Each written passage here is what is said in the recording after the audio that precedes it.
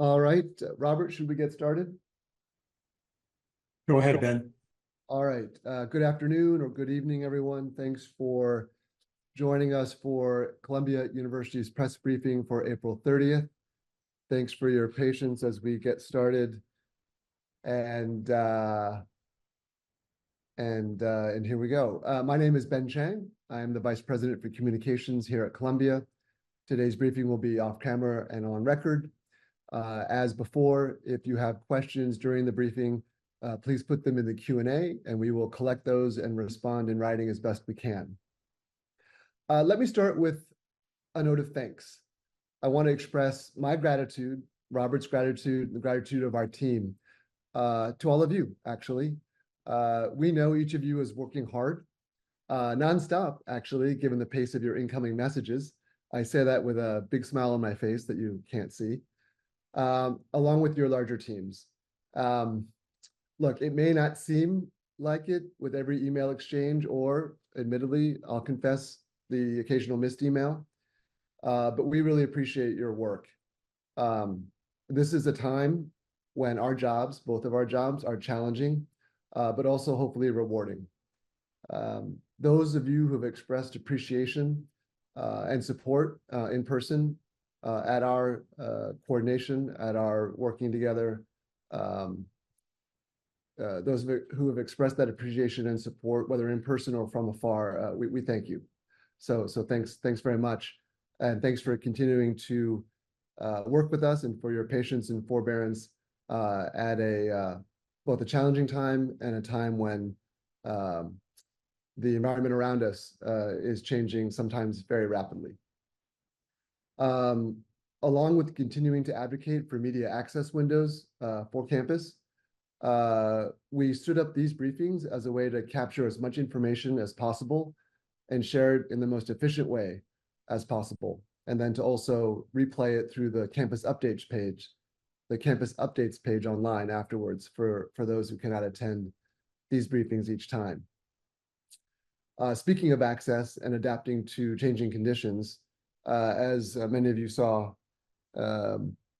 we had to suspend media access to campus today.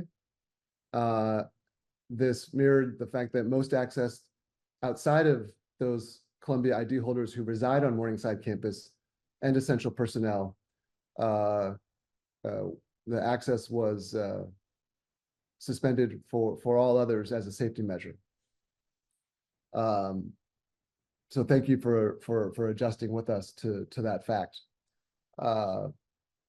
To state what many of you know, Hamilton Hall is an active crime scene being investigated by the NYPD.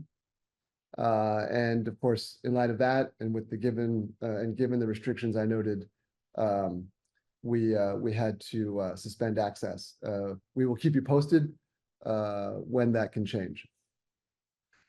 So again, as I take a deep breath, we appreciate everyone's forbearance as we do our best under these changing circumstances, and we will continue to facilitate media access in the face of these safety and security constraints. So a lot has changed, a lot has happened since our last briefing. Let me touch briefly on a few elements. The atmosphere on campus since last evening, some of the main questions that you've been sending us, and then a recap of the messages that have gone out since last night. So speaking of campus, Hamilton Hall has been cleared of those who occupied it, and the protesters in the encampment on the West Lawn and the two other smaller encampments have left, and the materials on those lawns have been removed. To be clear, we reference those who had been in Hamilton Hall as those who had occupied it. These were not peaceful protesters. I surveyed myself, and as the president said, severe damage to that building.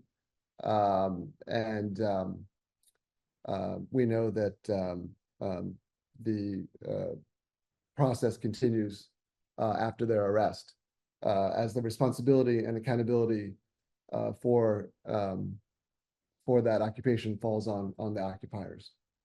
It's important to note that campus has been calm today. There were no rallies or demonstrations on campus. Many of you have been asking about numbers and figures, arrests and otherwise. And what we have right now is the following. As you've heard from the NYPD, the arrests remain at 282 overall last night, 109 from Columbia University. We'll continue to refer you to NYPD for numbers on people arrested at Columbia or elsewhere last night. We have no further information or specifics on the students and those others who are arrested in Hamilton Hall. Also, at this point, we can't give you any further specifics or numbers on expulsions and suspensions. So just stick with us as we endeavor to get more information on those counts. All right. As you have likely seen, a number of messages were sent by our leadership overnight. And I'll start by recapping the message that President Shafiq sent to the community last night. And I want to emphasize a point she made. As she noted, she's speaking for many members of our community. I personally will say that includes me, that the turn of events last night has filled us with deep sadness. We're very sorry to have reached this point. We know there were leaders, academic leaders, who spent 8 days engaging throughout days and nights in a serious dialogue with representatives of the encampments.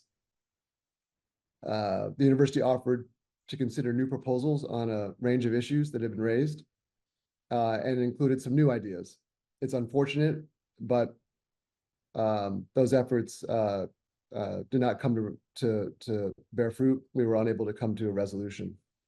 As the president said, her first responsibility is the safety of this community. And with the support of the university's trustees, she made the decision to ask the New York City Police Department to intervene. And hopefully you've seen the letter that the president sent to Deputy Commissioner Gerber, which I can touch on in a second as well.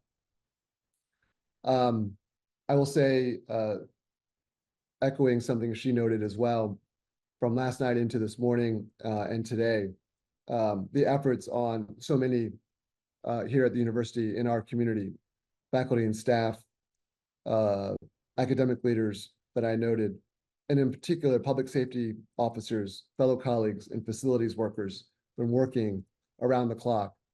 We express our gratitude to them, and they have our thanks, and that work continues. So last night's action was triggered by the fact that we saw students and outside activists breaking into Hamilton Hall, mistreating our public safety officers and maintenance staff, some of those colleagues I mentioned, damaging property. To be clear, these are acts of destruction, not political speech. And this action and the steps taken were addressing the actions. The steps taken were addressing the actions of those who occupied Hamilton Hall, not the cause. And that includes the actions taken vis-a-vis the protesters in the encampment as well. I need to repeat, because it bears repeating, that many students had felt uncomfortable and unwelcome because of this disruption, and the comments made by some individuals, in particular in the protests that have been persistently mobilizing outside our gates. There's a lot of work to do for our community, and that'll continue over the coming days and weeks and months. And I know, as you've read, the president is setting us on that course.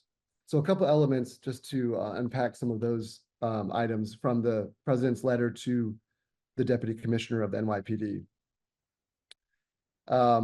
After the occupation of Hamilton Hall early the morning of April 30th, the leadership began to look at options. The building was closed, just to be clear, at the time the building was entered. There was an individual hiding in the building until after it closed who let others in. There were 2 security guards inside. We were able to secure the release of those guards.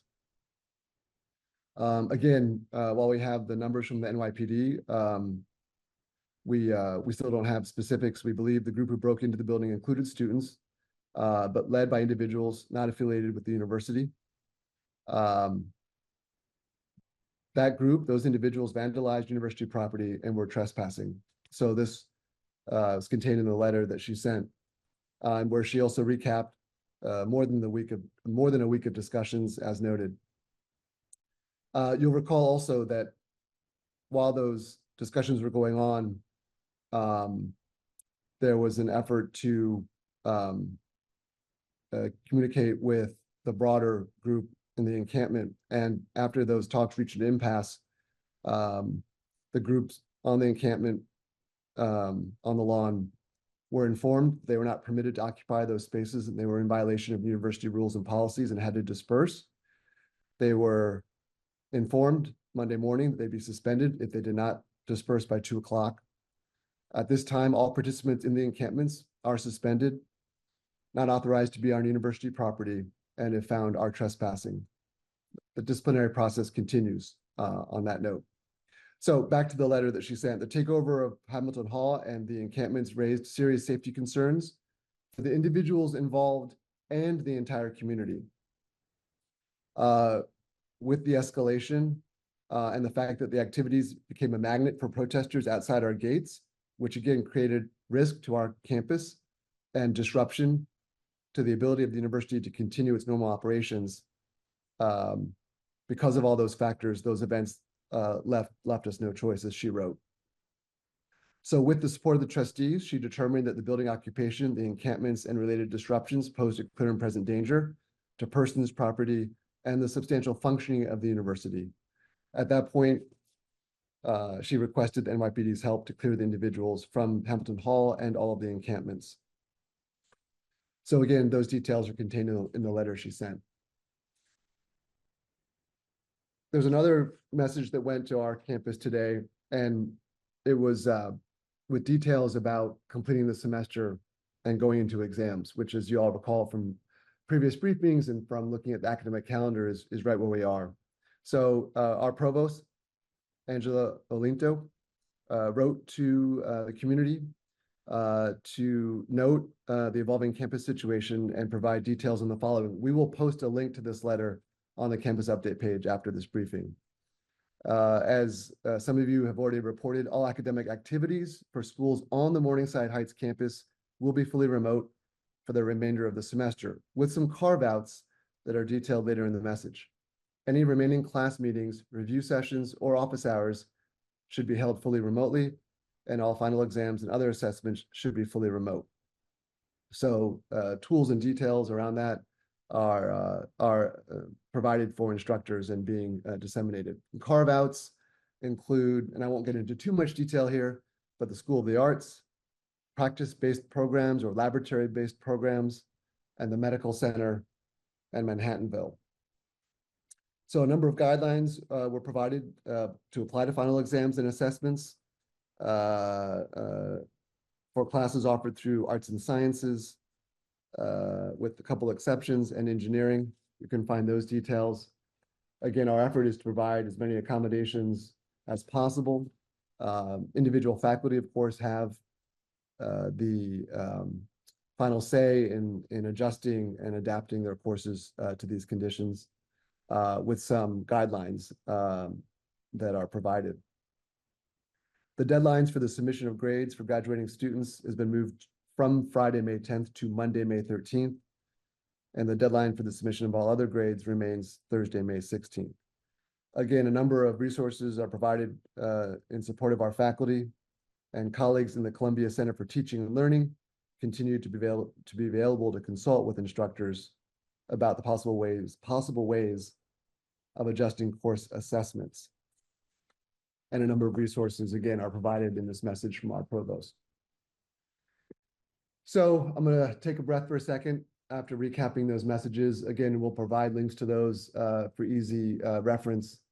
And finally, I will simply repeat that this has been a challenging time but one where we will continue to one through which we will continue to work, and again, continue to work with each of you and the teams you represent as best as we can. And again, we appreciate your feedback individually and collectively as we continue to try to support the work that you're doing. Thanks again, and we'll leave this open for a little bit if you have questions or points to put into the Q&A. Take care.